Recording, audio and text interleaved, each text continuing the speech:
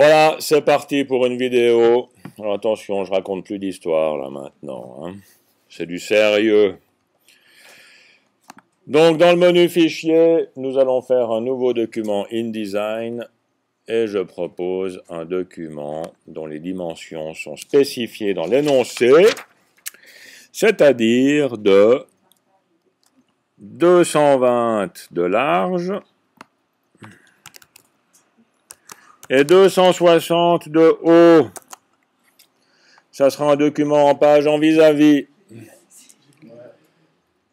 Un document vertical avec une colonne et les marges. 60 par 40. Il faut enlever le petit chaînage. 60 par 40. Le bas. Non, le petit fond 20. Et le grand fond 40.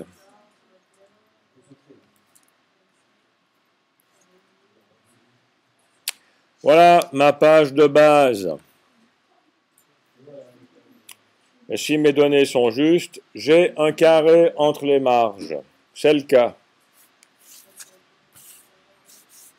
Et cette première page qui a le gabarit A, c'est ce qui va servir à faire ma table des matières et à faire l'index. Donc je peux profiter de donner un nom. Option pour gabarit A. On va appeler ceci TDM index. On va mettre cette double page un peu plus petite, que ce soit entre les marges, ou plutôt entre mes palettes. Voilà. Alors on a besoin d'un filet qui sera 2 cm en dessus de la marge.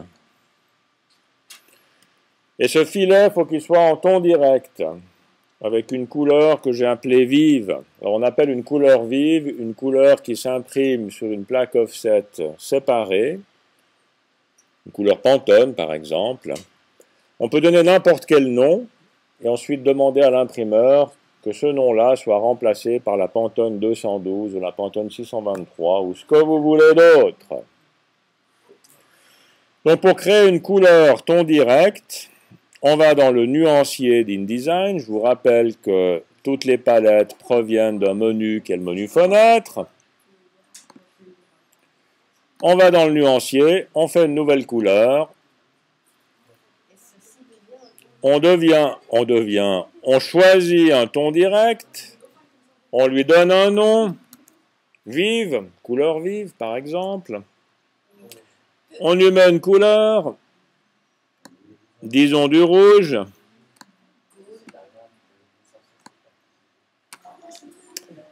À fond du magenta, à fond du jaune. Donc la couleur a un nom, c'est du ton direct, et j'ai du rouge. Et je valide. Maintenant, elle est dans ma liste de mon nuancier. À partir de là, je prends un trait, je tire un trait en diagonale, enfin en diagonale, en horizontale, avec la touche majuscule, merci Rebecca. Et ça sera la couleur vive. Vous voyez, elle est sélectionnée ici. Elle est là, 1 point d'épaisseur. Je vais mettre ici 0,5 points. Et puis le milieu de mon trait, je vais le placer à combien faut-il mettre? On a 60 mm ici en haut. Si je veux 20 mm ici, il va me rester 40 en haut. Donc je vais mettre 40. Et puis ça déborde un peu d'un côté, ça déborde un peu de l'autre. Voilà mon filet. Une fois qu'on a fait le filet, on n'a plus que des blocs pour le bandeau et pour le titre. Alors j'aimerais un bloc ici. C'est marrant, d'habitude j'ai un petit repère qui vient.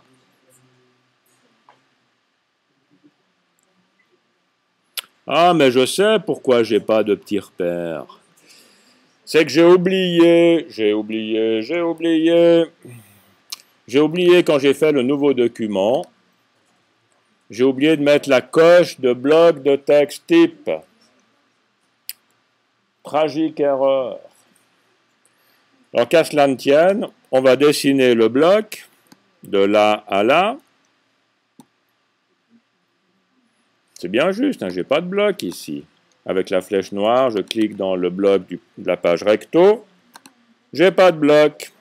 Donc je prends l'outil texte, je dessine un bloc entre mes marges. Il est là. Je chaîne les deux blocs pour que si je mets un contenu qui est chaîné automatiquement, la page recto soit reliée à la page verso et le verso soit relié au recto. J'active ce bloc de la page verso, je prends la suite. Ici en bas, clic, la suite de mon texte sera chaînée au bloc de la page recto. Vous avez une petite flèche qui apparaît ici pour indiquer qu'il y a un texte qui rentre. Vous avez une petite flèche ici en bas à droite pour indiquer qu'il y a un texte qui sort. Je vous rappelle que dans le menu affichage, dans les extras, vous pouvez afficher le chaînage du texte. Et ça va du bas du bloc verso dans le haut du bloc recto. Voilà comment est-ce qu'on peut corriger une erreur lorsqu'on oublie de mettre la coche bloc de texte type dans le nouveau document. Donc ceci se fait dans le gabarit A, celui qui est créé automatiquement. Maintenant, j'ai plus qu'un bloc à faire pour le bandeau. Vous voyez que quand je viens avec l'outil texte, j'ai une petite flèche, je suis bien sur la marge, je dessine un bloc et on y mettra un contenu. On fera l'autre pour le titre, on fera les styles, et tout ça se fera dans la vidéo suivante. Je m'arrête là.